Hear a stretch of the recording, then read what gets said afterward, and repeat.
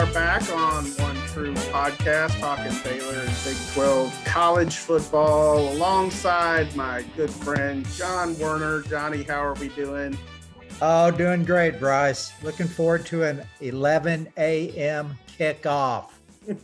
Yes, we certainly haven't had a lot of those, and so yeah, it'll be a welcome change from the 6 and 6:30s of the world.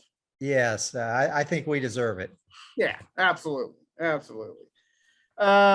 So, as we do talk about the Baylor Bears, they will not be undefeated this year. I'm not sure anyone thought they would go undefeated, but that dream fizzled in Stillwater, Oklahoma, as it has so many times before.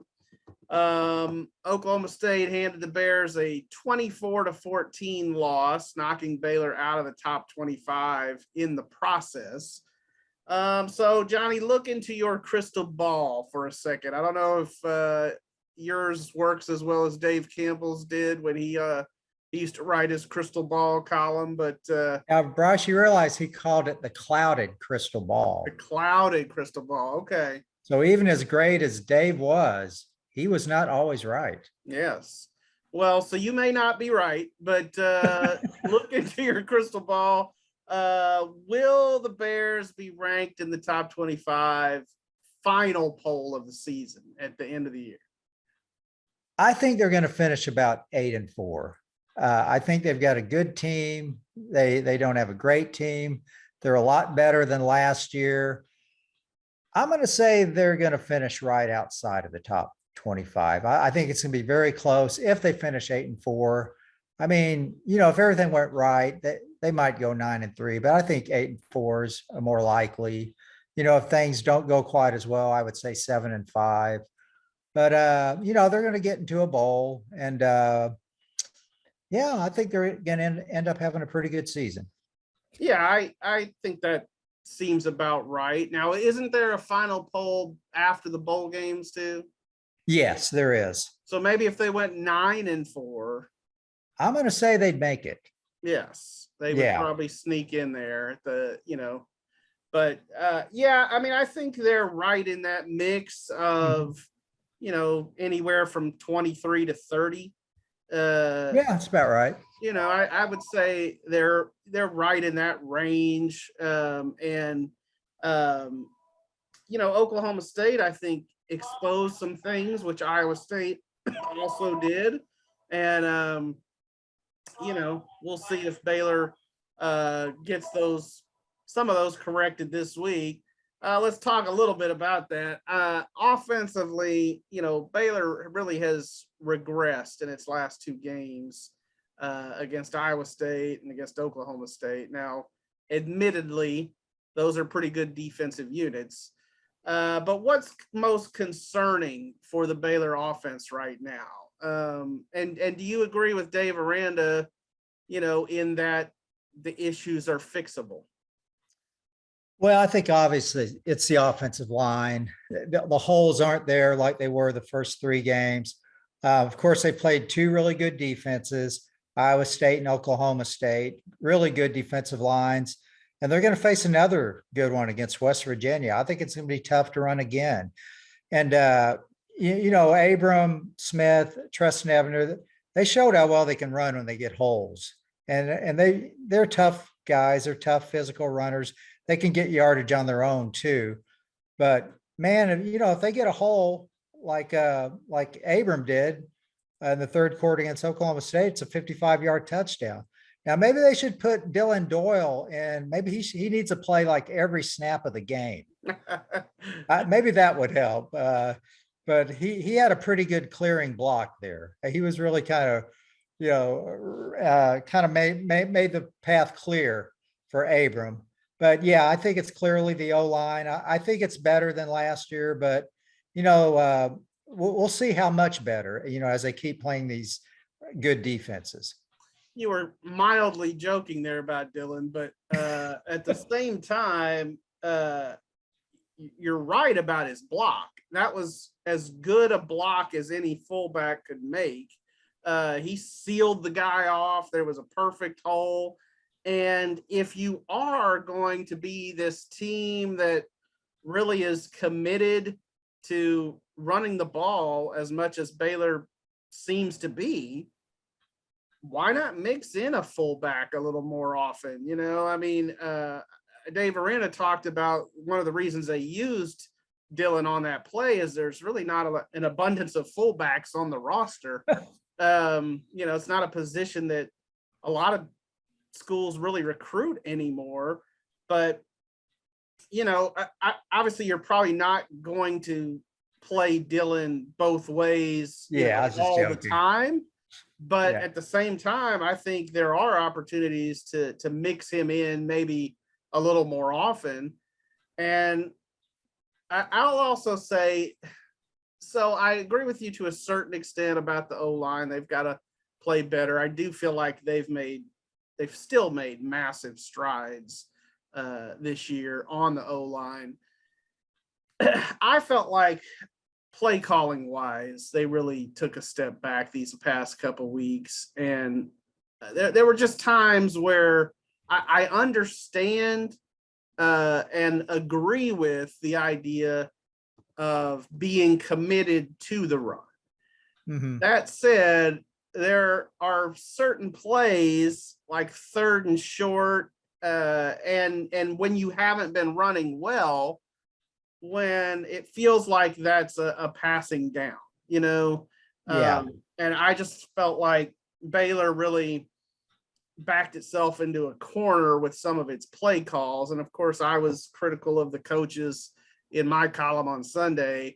And Dave Aranda owned up to some of that in his press conference the other day, just saying that, you know, the coaches were kind of hard on themselves after that game. And, Right. you know, I think they were a little desperate because, you know, when your O-line is not blocking well, you're kind of limited in your options. So to me, it didn't seem like the coaches knew exactly what they wanted to do, you know, just because, you know, like the first 3 games, everything was going so well, they were 9 out of 10 on 4th down conversions.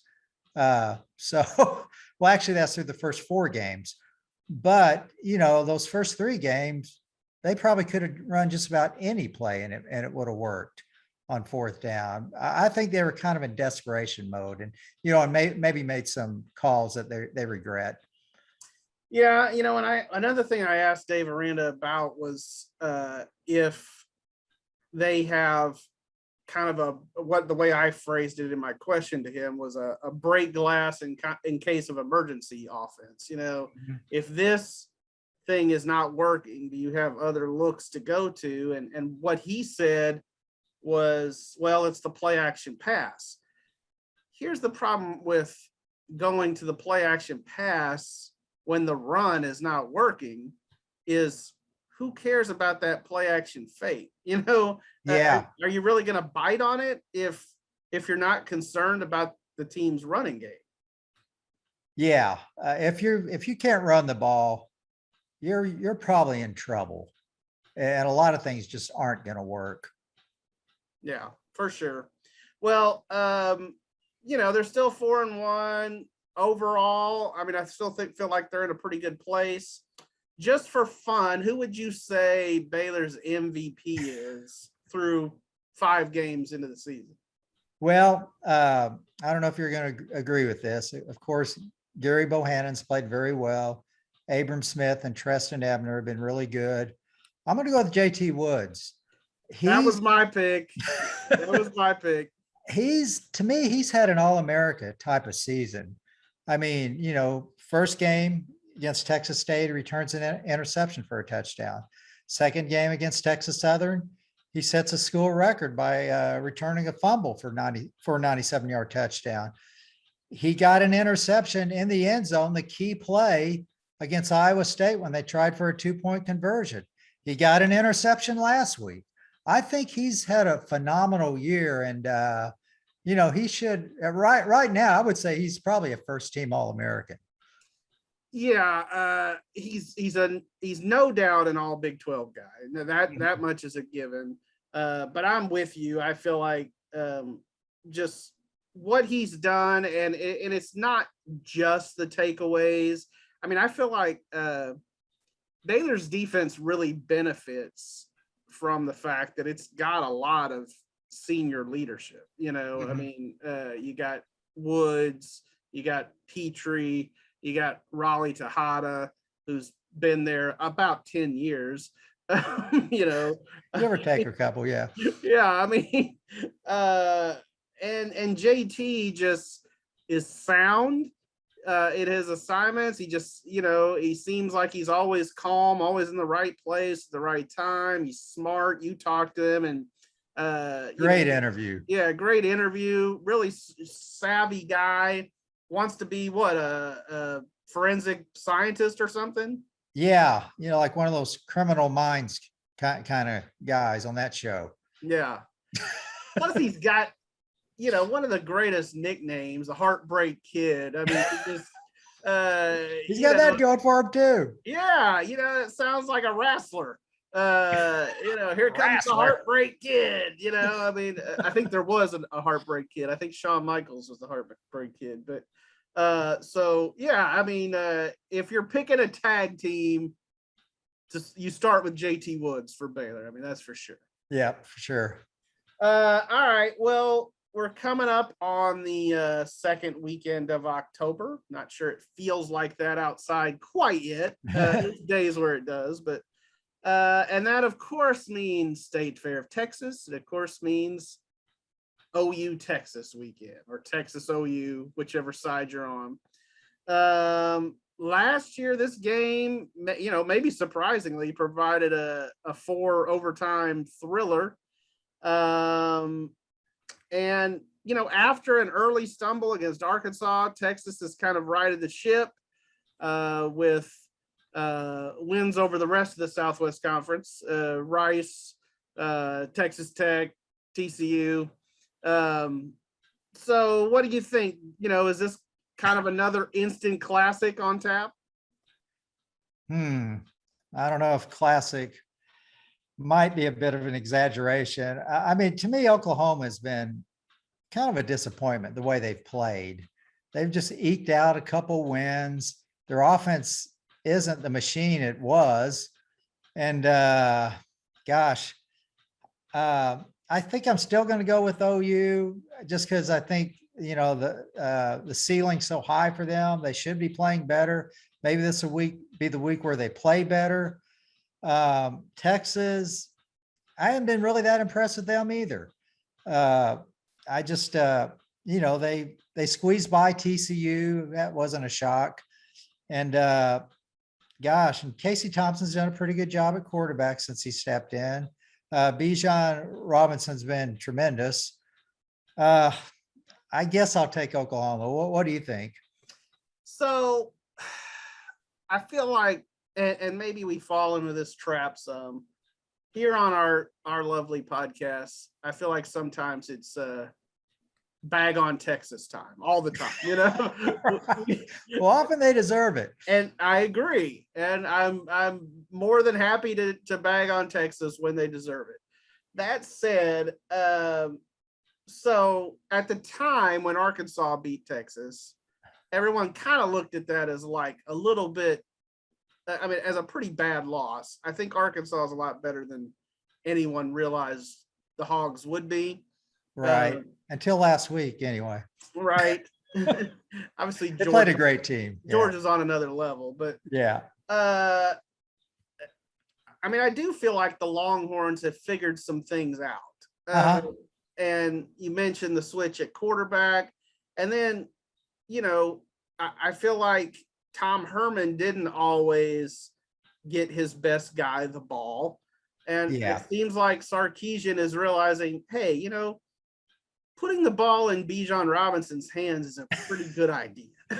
They did it like, what, 30-something times in the last game. I know. And that's, you talk about old school. I mean, we, you know, well, nowadays in the NFL, a top feature back gets maybe 12 carries a game. Wow. I mean, you're talking about 3 times that many for Bijan Robinson. So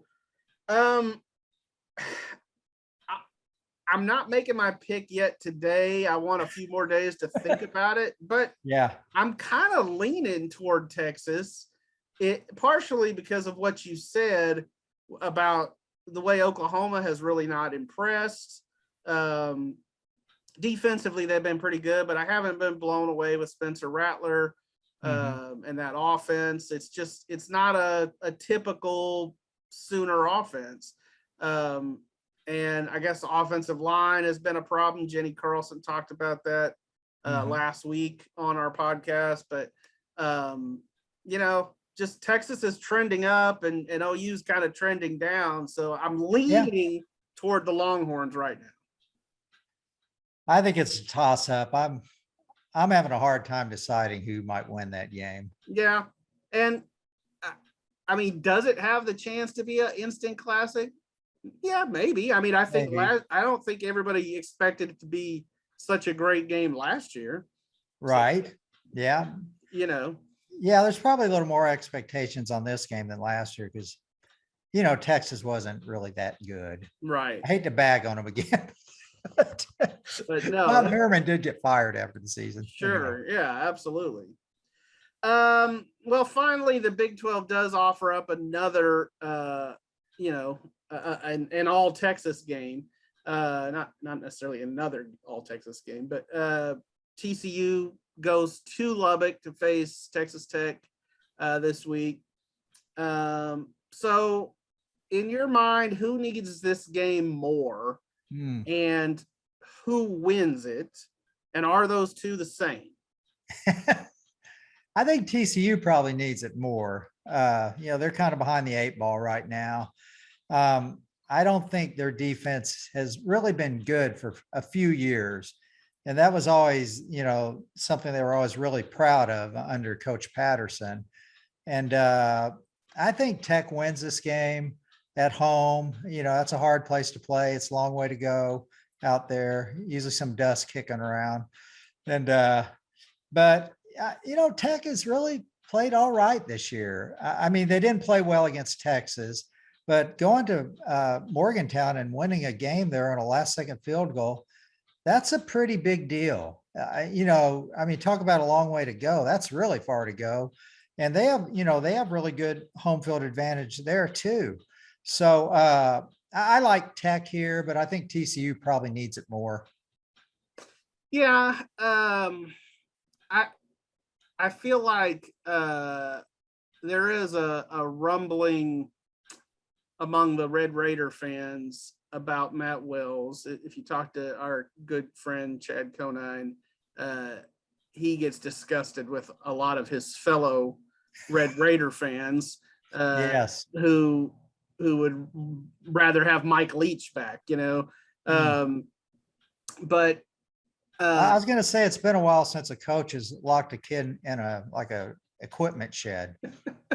Let's hope that doesn't happen again. I feel like if Tech lost this game, I agree with you that I feel like Tech is probably the favorite in I would say a close game. TCU is at least good enough to, I think, keep games competitive as they did last week against Texas. But I do feel like if Tech fell on its face and lost this game, then, that chorus of, is Matt Wells the guy would certainly gain some decibels there in Lubbock. Yeah, you're probably right. As far as coach on the hot seat, he's probably more on the hot seat than Gary Patterson. Yeah, Patterson's got a lot of stock built up. Patterson's got some skins on the wall. Wells is just sort of still building there at Tech. And you mentioned the win at West Virginia is a really good win. I didn't think it would happen. I didn't either. I thought that was a surprise. And so give Tech credit for that. And if they can come out of this game, against TCU with a win, they're sitting there at 5-1. When's the last time Tech was in that position? I don't know. It's been a few years. Mm-hmm. Yeah, you're right. Be one to watch, and some pretty good games on the docket this week. And yeah, so we'll see you out there on Saturday, my friend. Brice, I just always thought October is the best time of year, like the best month of the athletic season, just because college football is going strong. You got the baseball playoffs. The weather's usually, starting to be really good. And yeah, I love October. I wrote a column a couple years ago about how October was the greatest sports month on the calendar. And you failed to mention that the NBA will be starting soon. Oh gosh, what was I thinking? Yeah, so you know me and my NBA. You gotta get. Oh yeah. All Love right, your well, hoops. good stuff. We'll see everybody out at the games. Okay, thanks, Brice. Yep.